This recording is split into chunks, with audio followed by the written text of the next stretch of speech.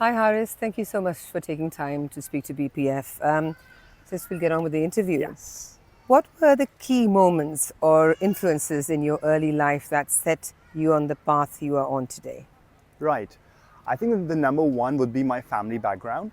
So, coming from a family business background, which I don't know if you know in the Pakistani community, the original Gujaratis, the ones that migrated from India to Pakistan as well. So we belong, so what in Pakistan we are called Chiniotis, right?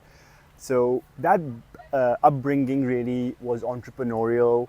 Um, my grandfather built a business as well, and then so that upbringing of kind of like being your own boss and really building something and creating impact, that had the most influence on me. Is that what I wanted to really do something for myself and actually build a business rather than being in a 9 to 5 kind of role. So that was the biggest influence. The other one was academic. In my childhood, I've always been good in education, good academically. And so it was kind of like an emulsion of academic world and being entrepreneurial that led me to where I am today. So, you've had an incredibly successful academic and professional journey from Warwick and LSE to Deloitte and the United Nations. What motivated you or your switch from finance to full-time tutoring? Right. So it was a difficult decision. So I qualified as a chartered accountant with Deloitte in London.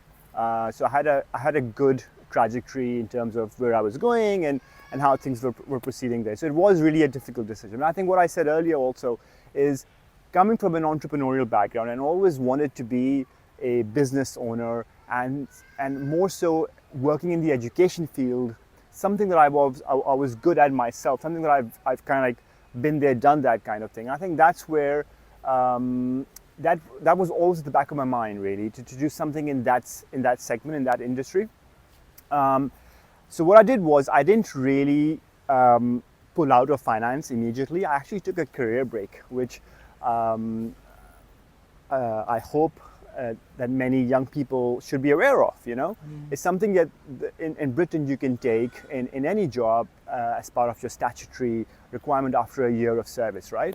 So I took a 6 months break from my and back then I was in NatWest in Liverpool Street, and in those 6 months is where I really did the digging and found what I'm really good at, what I really want to do in my life, and those 6 months did give me a good kind of like a taster of what life would be without being in a 9 to 5 regimental routine. And I think that really helped me. So I think that was something I would always encourage other people as well to do, and to really try out what you feel you have a passion for.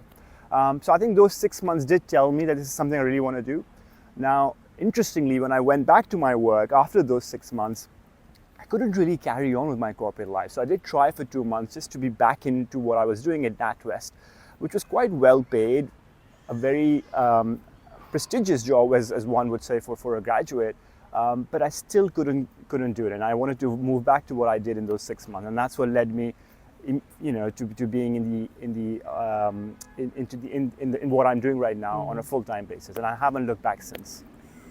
What challenges did you face during that transition, especially moving away from a stable, high-paying corporate role into this educational side? Sure. I think the number one challenge would probably be the pay cut. So you're on a 6-figure salary, and immediately you're in a world where you don't have any recurring income. You don't know what you'll make the next month. So I think that fear, especially living in London where the cost of living is high and you have certain fixed bills to pay and a family to support as well. I think that was the first immediate hit that anybody would go through, is really kind of like questioning yourself again. Have I made the right thing? I have these fixed bills to pay, and what am I going to do about it, because I don't know what my income will be next month. So that was the first challenge to overcome, right? I think that's where the 6 months career break deal helped me in really having a taster and seeing how life would be and how I can do those things. The other big challenge, which I suppose one cannot hypothesize until someone go through it, is the fact that when you're in a 9 to 5 office-based corporate job, you're very used to having a very regimental routine, right? You know what time you have to wake up, and then those are a certain number of hours you have to work. Back then, we didn't have work from home as common as it is today. And so I always needed to be in office. So 5 days a week, I have to be in the office. So I think that routine, that consistent lifestyle of knowing that this is when you have to be in the office, this is when you have to come back, that, constructed a way of you living, your normal life. Otherwise, you had those weekends reserved for, family time, etc. So when you move immediately to entrepreneurial world, you don't have that regimental. You're kind of like your own boss. And that's a real test of self-discipline as well, right? You don't have to be somewhere, there's no boss, there's nobody asking you, you don't have any office hours as such to maintain. And that's kind of like a real way for you to really, see if this is something for you or not. So developing a self-discipline system, like routine. A routine with respect to balancing both work and family. I think that's where you have an immediate shock, an immediate change that you have to go through, which I think most people probably wouldn't envisage until they actually go through this process. You've won a National Tutoring Award twice. What do these recognitions mean to you, and how have they helped grow Eximus Education? Sure. So I think certainly recognition helps you connect with people better. So what we have in the UK is called a Tutors Association, which is the only body of all large tutoring companies that are part of it, right? So once you recognize, and this was at the National Tutoring Awards, you get to know what other support you have available, right? This is with not only with partners, but also other tutoring business and what is working for them, what isn't working. So I think that really helped us is to widen our network through recognition. The other thing was, of course, with recognition, you do like a bit of appreciation as well, right? And it's kind of like keeps you going, keeps you motivated to do what you're doing. So I think those are the kind of like two big things. And I think the third thing probably would be that after we were awarded those, I was then the next year nominated to be a national judge for the Tutoring Award. So wow. I was the judge for the University Tutor of the Year Award in the UK. And I think that was a good process to go through, where I was the one assessing applications across the UK of all the tutors who teach university students, and then to decide which one sort of is as per the values and as per the standards that I had set myself when I was awarded this award. So those were kind of like the key things that came out of it. And since then, we've always participated in these awards. Interestingly, another point which probably is relevant here is we had the National Tutoring Awards, but we also have what is called Education Investor Awards. The Education Investor Awards happens to be what we call in the industry the Oscars of UK education. That's where you have all the big boys in terms of universities, in terms of investors who participate. Eximus Education, by the grace of God, has been nominated for the last 3 consecutive years as a finalist at what we call the Oscars of UK education. So I think that's also been a key highlight, something that has really motivated us to do what we're doing. You pioneered the wholesale tutoring model in the UK. Can you explain what that is and how it's changing the face of tuition classes or access to tuition? Sure.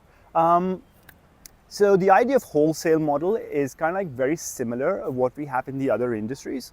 So if you look at banking, for example, you have the retail banks, the NatWest, the Barclays in the UK, but you also have wholesale banks, which is Goldman Sachs and I don't know, the other ones who don't lend to the everyday customer. They're not on the high street, but they lend to other banks. So this idea of wholesale is kind of like prevalent in every other industry. And so coming from a business background, someone who has seen how the industry in other segments work to tutoring, that's where I thought that why does a tutoring company always need to be someone who go looking for clients and parents to tutor and yet also have to go and find the tutors to tutor them, right? Why can't someone be a wholesale provider where they specialize in developing a tutor network, a teacher network, and then they supply that to all other tutoring companies who have their clients, such that those companies can concentrate on their customers only and the wholesale provider can build the tutor network. It's very similar to what we see in the teaching world, by the way, where you have these supply agencies who have teachers who are available at a day's notice, and then they supply to schools. They're not actually teaching anything themselves. They're just there to supply. So this idea is what I brought to the tutoring industry. Now, this is something which perhaps the tutoring industry is quite nascent at the moment, but eventually, just like in other industries where you have the wholesalers and the retailers, I think this will eventually mature, and you will see firms, and I hope we're the first ones, who really are aligned towards being a wholesale provider of teachers, of educationists to other companies who really need the supply, and then they can concentrate on their customers. So this is kind of like what the idea is. Now, with respect to this, I've given quite a lot of workshops across the UK, and I've tried to explain what this idea is, and we've actually done it ourselves. So we have a few customers where we act as wholesale provider only, a white label solution, and then they can do all the other bits, whereas we just provide the network, the tutors. So you're solving major systematic issues in tutoring industry: affordability, availability, and reliability. What do you think these problems? Why do you think these problems exist, and how are you addressing them at scale? Right. So if I was to break that down into three aspects, so if you look at affordability, for example, I think since the Russia war, where the cost of living has skyrocketed, what we've also seen is the cost of labor, the cost of people has gone up as well. Now, we're talking about tutors who charge around about 45, 50 pounds an hour. So 50 pounds an hour for the masses is a huge amount for their child to be paying, right? So it's clearly something which is not affordable for the wider population. We have, the kids in Chelsea, Kensington area in London, or the southwest, southeast regions of England, potentially that's where tutoring is being delivered the most. And that is precisely because that's where affordability happens to be much greater on average than the wider country. Mm-hmm. And so a 45 pounds, 50 pounds an hour charge is really very, very high for an average family in England, right? So tutoring remains an expensive activity that parents, can get, whereas obviously the education, the state sector is all free. Now, the after-school market doesn't really cater that much to what tutors do. And so some parents do sacrifice their spending on other bits just so that their child can have some tutoring. And actually that's where the Asian families happen to be the most active, right? Where they have this culture of after-school tutoring and all this stuff. And so affordability is really of an issue. Accessibility is the fact that in the UK, a top graduate doesn't become a tutor. He might be a tutor whilst he's studying just to make some extra income, but he does not want to build it as a full-time career. Of course. And teaching is the same, right? The top jobs, lawyers, doctors, in banking, and so accessibility of these people who have been really good in their field to become actually teachers and tutors is kind of like something which is absent in the UK. Reliability is a problem because most of the tutors that we find are doing as a side hustle, which means that the moment they have a full-time job or something else that they get on with, they give up their tutoring. And so if they had some students, they would probably give them up in the middle of perhaps exams or middle of that relationship, right? Which kind of like is not good for the parents whose child has really got used to a particular tutor. Mm-hmm. And so that's where I saw after having years of tutoring myself, affordability, accessibility, and reliability, the three major issues. And that's kind of like a mission of Eximus Education, to really solve these problems. Because these are the three biggest pain points that exist to date in the UK tutoring market. So what does it mean to lead a social enterprise rather than a conventional tutoring company?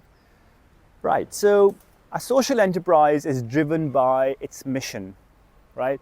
A conventional organization would have the shareholder value or the profits as kind of the main goal. So we we actually set up ourselves as an LTD, but we shifted to being a social enterprise because of the very reason that we wanted to be driven more by the mission that we're trying to serve rather than just for the profit. And the mission remains the same, as I said, the three biggest pain points, because the masses in the UK find very difficult or actually impossible to find after-school tutors who are really good in their subjects. And unsurprisingly, this is the reason why we have this gap widening of the haves and the have-nots in the UK.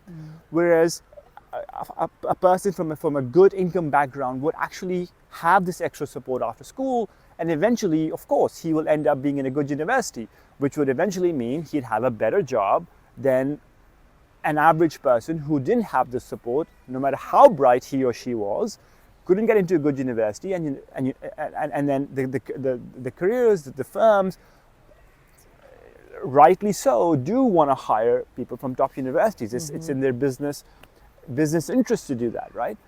And you have kind of this kind of catch-22 really, where the underprivileged keep on this gap of the rich versus the poor keep on widening, because once you have a good job, then it's very easy for them to get into higher positions versus someone who's starting from a much less position. So this is the mission we're trying to solve, is even if a child is from a disadvantaged background, that he or she should have access at an affordable rate to good educationists who can help them understand what the career options are, what good universities are, how to select the right subjects, for example, for university, how to have support for the subjects that they're doing so they end up getting good grades. And this is what we're trying to do, where we're trying to help the disadvantaged in sort of contributing in our way in shortening this gap that in the UK society, unfortunately, in the last 30 years has widened tremendously. As a British Pakistani leader in education, how important is representation to you? And how do you think we can get more young British Pakistanis into leadership roles in the education sector? Right. So I think, I don't know, many people know this, but representation and diversity in the UK education space, the moment you go up the higher level, which is kind of like the leaders of, we're talking about multi-academy trust leaders, and to some extent head teachers as well, is dominated by one ethnicity. And I was really shocked to see this, is at the lower level, at the teacher level perhaps, you have diversity, but the moment you go higher up in this country, for some reason you see huge dominance by one ethnicity. I mean, Asian population, let alone Pakistanis, have absolutely no representation whatsoever in the leadership positions of our education industry, right? Now, this could be that perhaps in the Pakistani communities that we tend to encourage our kids to be engineers and doctors, right? Rather than being head teachers or being educationists. Maybe that is the reason, I don't know. But to this day, this is a reality that I was really shocked to see myself.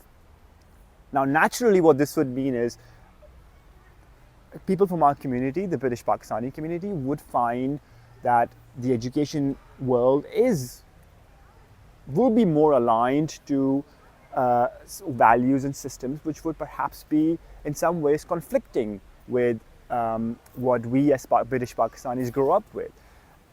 That's because at the leadership level, we don't see the representation there. And so that's perhaps a way of me being in Eximus Education, is trying to have some voice as well of a huge diaspora of British Pakistanis and also other Asian communities as well, is to really be someone different and rubbing shoulders and meeting these leaders of education. I remember in the Education Investor Awards, whenever I've been there, I've hardly seen British Pakistani. I've yet to see a British Pakistani who is sharing a table with me there.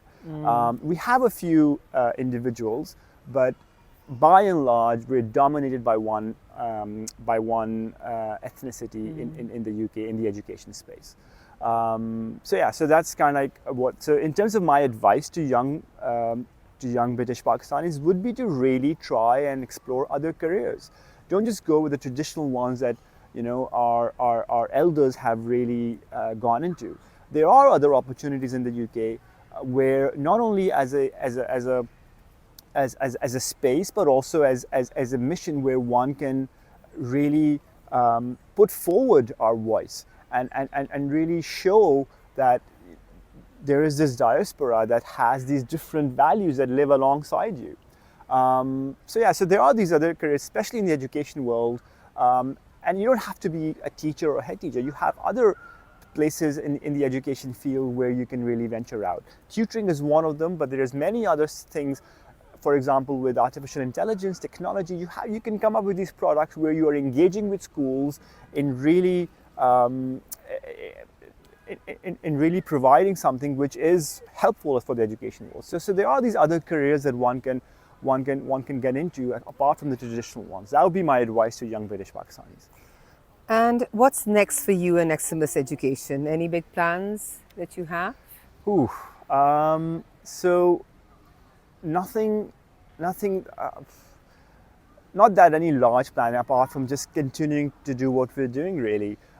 So we've grown in the last 3.5 years, we've grown possibly around by 300%. Wow. I remember when we started, we just had like 10 tutors, and now we have around 200 tutors. These are active tutors that are on our books. So we really want to keep growing. I know the growth would probably be not as much as we've experienced so far in the last 3.5 years, but really our mission remains the same even after 3.5 years, which is to really help the masses with this after school guidance really that they're not even aware of is available.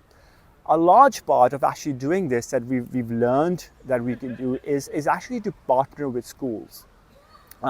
Is really to go through via schools, and the schools through what we call pupil premium can really subsidize the cost of guidance, of workshops, of career options, university admissions. Just last week I was in a school in North London, a very prestigious school, and the kind of kids that I saw there versus the kids I see, let's say for example, when I was in Manchester or Bolton, is a huge difference in terms of how they were operating and what they were saying versus where kids from the state school. Now, Bolton happens to be a community where it's a huge place where British Pakistanis are very prominent, versus the school that I was in, whereas I would hardly see any British Pakistani as such. And so this gap is widening more and more. And so what we really want to do is to try, more and more tap into the disadvantaged communities where the pupil premium is high and the income levels are low, really, and then take this tutoring, this affordable tutoring package to them, such that we can contribute somehow in bringing the communities together, but also in lessening this gap. Haris, thank you so much. BPF wishes you and Eximus Education the best of luck. Thank you so much for taking time out and speaking to us. Thanks for having me. Thank you very much. Pleasure.